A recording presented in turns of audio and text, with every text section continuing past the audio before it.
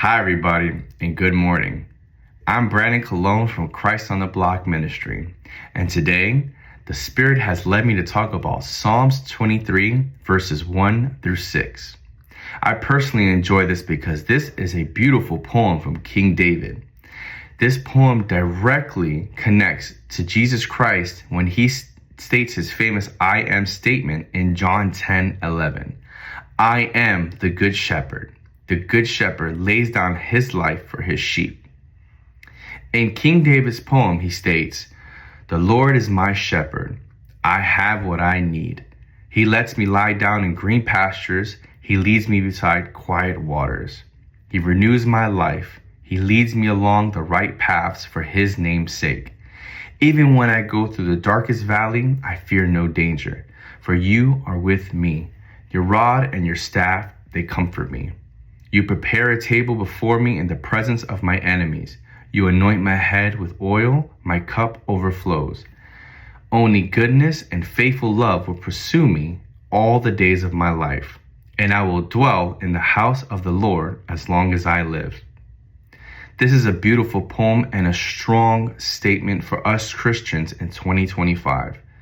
We have to realize that in everything we do and anywhere we go, for those who trust in the Lord and pursue him, the Lord not only pursues us also, but provides us comfort, support, and daily meals, even in the presence of our enemies. And sometimes the daily meal doesn't look physical, it's spiritual. When we read his word, we always absorb his daily bread. Now, I want to connect this with both James in James 1 and in Ephesians 6 through 17. Ephesians 6 verses 12 through 17. First, I want to start with James because it may sound like a contradiction between what James is saying and what Paul is saying, but I want to clear this contradiction really fast, okay? In James 1, 13 to 15, James states, "No one undergoing a trial should say, 'I am being tempted by God,' since God is not tempted by evil, and he himself does not tempt anyone. But each person is tempted when he draws away and enticed by his evil desires. Then, after desire has conceived, it gives birth to sin, and when sin is fully grown, it gives birth to death." Now, when we move to Ephesians 6:12, Paul states, "For our struggle is not against flesh and blood, but against the rulers, against the authorities, against the cosmic powers of darkness, against evil spiritual forces in the heavens." Now, it may sound like a contradiction because James is stating that our struggle is with flesh, and Paul is saying that our struggle is not against flesh and blood. However, what James is saying is that our struggle is with our own flesh, and Paul is stating that our struggle is not against others' flesh and blood. Because flesh and blood from others cannot make us struggle. We struggle with our own flesh. Because the rulers, the cosmic powers in darkness, evil, spiritual forces in heaven, they are rulers right now here on earth. This is before Revelation happens. God has allowed the devil to take over the earth. This is why Jesus tells us not to be part of the world, but to be in the world. We are not to take part of it because the world has given to evil desires.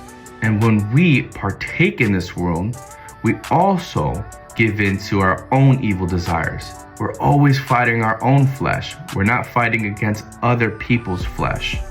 So we always have to remember that Jesus is our shepherd and he's always with us. He's always battling and fighting for us.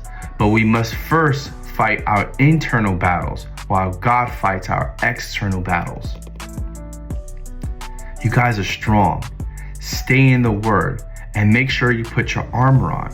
For Ephesians 6:13 to 17, Paul states, "For this reason, take up the full armor of God, so that you may be able to resist in the evil day, and having prepared everything to take your stand. Stand therefore with the truth like a belt around your waist, righteousness like armor on your chest, and your feet sandaled with readiness for the gospel of peace. In every situation, take up the shield of faith, which you can extinguish all the flaming arrows of the evil one. Take up the helmet of salvation and the sword of the Spirit, which is the word of God. Remember, take up your daily bread and make sure you're feeding yourself. And when you're feeling lowly in spirit, go to your local church and find a leader that will feed you when you're down. I love you all, and God bless.